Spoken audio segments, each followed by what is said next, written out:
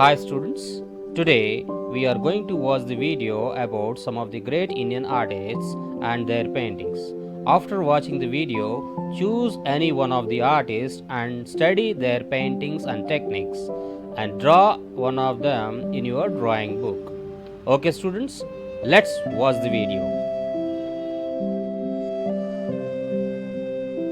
Hello friends, मैं Himanshi top list से आज मैं आपको बताने वाली हूँ इंडिया की टॉप 10 फेमस पेंटिंग्स के बारे में। तो 10वें नंबर पर है तायब मेहता की महिषासुर पेंटिंग। तायब मेहता की महिषासुर पेंटिंग महिषासुर राक्षस की कभी ना मरने वाली कहानी को दर्शाता है।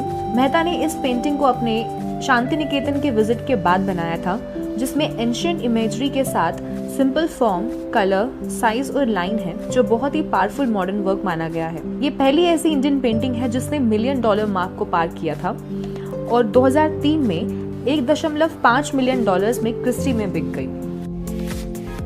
9वें नंबर पर है बिंदु बाय एस.एच. रजा। सैयद हैदर रजा एक फेमस इंडियन मॉडर्न आर्टिस्ट थे जो अपनी इंडियन आइकोनोग्राफी के लिए दुनिया भर में माने जाते थे। उनका मानना था कि बिंदु लाइफ और एनर्जी का सोर्स होता है। एस.एच. रजा पेंटिंग के इतने शौकीन थे कि उनकी बिंदु पेंटिंग या द शून्य उनकी जिंदगी का मकसद बन गया था।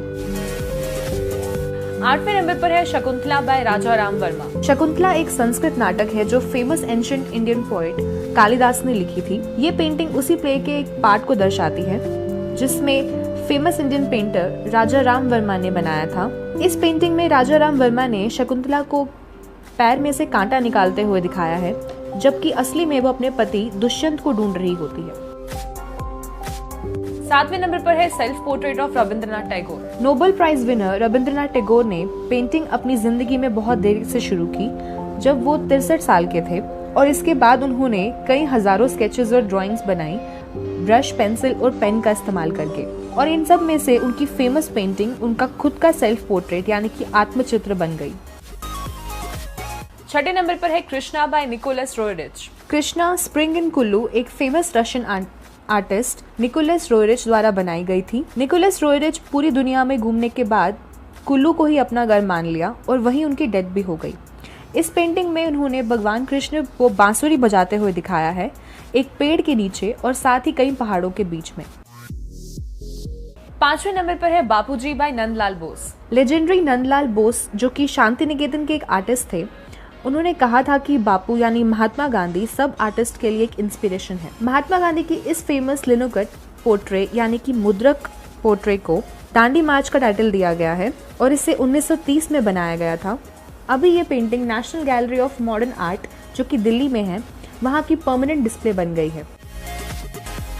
4थे नंबर पर है हॉर्सेस बाय एम.एफ. हुसैन। मकबूल फिदा हुसैन यानी कि एम.एफ. हुसैन इंडिया के मोस्ट प्रोफाइलिंग पेंटर्स माने जाते हैं।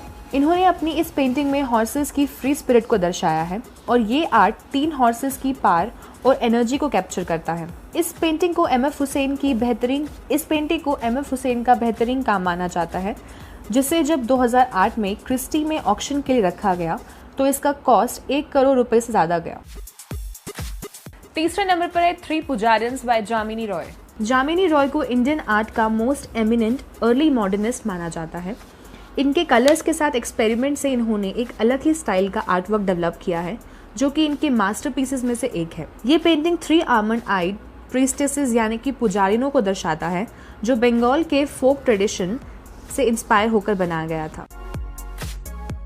दूसरे नंबर पर है self portrait of Amrita Shergil. 1931 में क्रिएट किया गया अमृता शेरगिल द्वारा अपना खुद का ही चित्र यानी कि सेल्फ पोर्ट्रेट को आर्ट कैनवस में से एक कैनवस से ग्लोबली ऑक्शन होने के लिए ऑफर किया गया था। इसमें इन्होंने अपने 18 साल की उम्र को दिखाया है। क्रिटिक्स का मानना है कि शेरगिल का हर एक पोर्ट्रेट एक बहुत ही इंटेंसिटी से पेंट किया जाता है।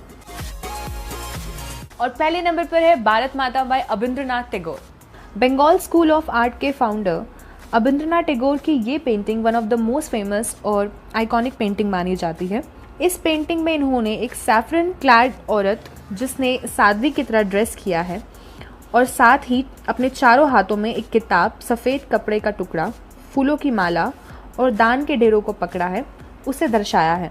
ये पेंटिंग 1905 में बनाई गई थी, जिसने भारत और बंगाल के कई नेशनलिस्ट को इंस्पायर किया।